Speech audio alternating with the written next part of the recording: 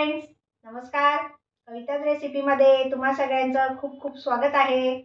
आजपासून आपण एक सिरीज चालू करतो आहोत. लहान मुलांच्या टिफिनसाठी रोज काय बनवायचं हा सगळ्या आयांना प्रश्न असतो. आणि आता थंडीचे दिवस सुरू आहेत, तर खूप छान काहीतरी चटपटीत खावंसं वाटतं. थंडीत वातावरण पण छान असतं, मुलांना भूक लागते आणि जरा त्यांची तब्येत चांगली व्हायला हाच एक सीझन फार छान असतो. आणि पटकन झटकन असे होतील घाईच्या वेळेमध्ये असे आणि पौष्टिक जास्तीत जास्त न्यूट्रिशियस मुलांना कसं देता येईल हे आपण बघणार आहोत. त्यात आधी मी तुम्हाला दाखवते आहे उत्तप्पा सँडविच. अजून एक रिक्वेस्ट आहे तुम्हाला की स्टार्ट टू एंड तुम्ही व्हिडिओ बघत जा. आणि अजूनही तुम्ही जर माझ्या चॅनलला सबस्क्राईब केलं नसेल आणि हा जर पहिलाच व्हिडिओ तुम्ही बघत असाल आणि हा जर व्हिडिओ तुम्हाला आवडला तर तुम्ही लाईक, शेअर आणि कमेंट करायला विसरू नका. आणि बेल आयकॉनवर पण क्लिक करत जा, म्हणजे माझं जेव्हा जेव्हा मी नवीन रेसिपी पोस्ट करीन तेव्हा नोटिफिकेशन तुम्हाला लगेच मिळेल आणि माझी तुम्ही कुठलीच रेसिपी मिस नाही करणार. चला तर आता पटकन सुरू करूया. इथे बघा, आता सँडविच उत्तप्पा करण्यासाठी आपण नेहमीप्रमाणे मी इडलीचं डोशाचं बॅटर जसं बनवतो तसंच फर्मेंट करून घेतलेलं आहे. उडदाच्या डाळीच्या दुप्पट प्रमाण तांदळाचं घेतलं आहे. यावेळी मी इडली रवा घेतला होता, त्याचं पण सेम प्रमाण आहे.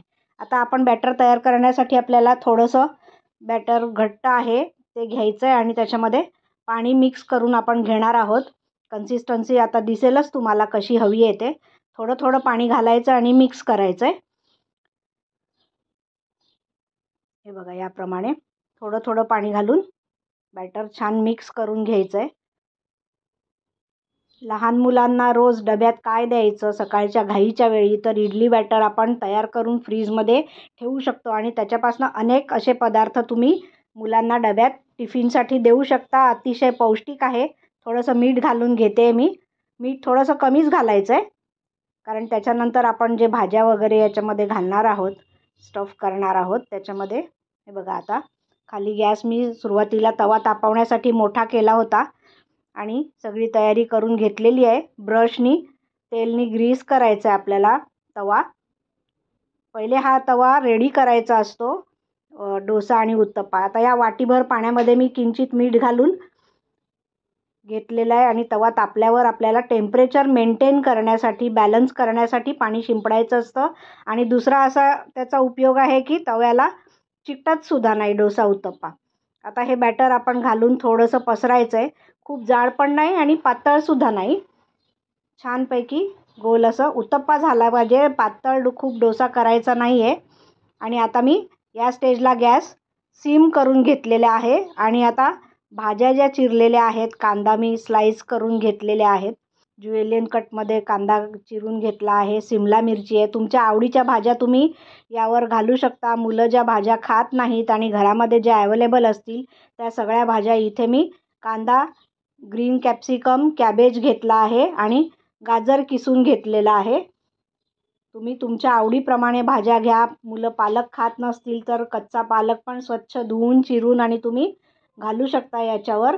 बरेच व्हॅरिएशन्स तुम्ही याच्यामध्ये करू शकता. हे बघा, सगळ्या भाज्या मी घालून घेतल्यात. आणि आता वरतीनं चाट मसाला आणि लाल तिखट थोडंसं ही मी मिक्स करून घेतलेलं आहे एका बाउलमध्ये आणि ते स्प्रिंकल करायचं आहे भाज्यांवर, म्हणजे त्याला चव येईल.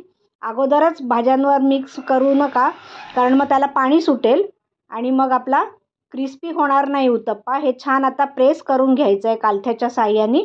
असं ओलं असतानाच बॅटर पटकन घालायचं आहे, म्हणूनच गॅस आपल्याला बारीक ठेवायचा आहे की जेणेकरून फास्ट केला तर खालून जळणार नाही आणि वरचं खूप ड्राय होईल, तर मग आतमध्ये भाज्या प्रेस केल्या जाणार नाही. आणि आता ही सँडविचची चटणी आहे ना, ती मी करून घेतली होती. पुदिना, कोथिंबीर, नारळ, हिरवी मिरची, एक लसूण, अशी सगळी चटणी व्यवस्थित छान वाटून घेतली आहे. ग्रीन चटणी. मुलांना जर तिखट आवडत नसेल तर मिरची कमी घाला किंवा चटणी तुम्ही स्किप केली तरीसुद्धा चालेल. आणि आता वरून पुन्हा हे मी उत्तप्प्याचं बॅटर जे आपण रेडी करून घेतलं होतं ते घालते आहे. हळूहळू घालायचं आहे. खूप जाड पण वरचा लेअर नको आहे आणि पातळ पण नको आहे इतका की भाज्या पुन्हा बाहेर येतील आपल्याला फ्लिप ओव्हर केल्यानंतर. आणि छान सगळीकडे स्प्रेड करून घ्यायचं आहे हे बॅटर.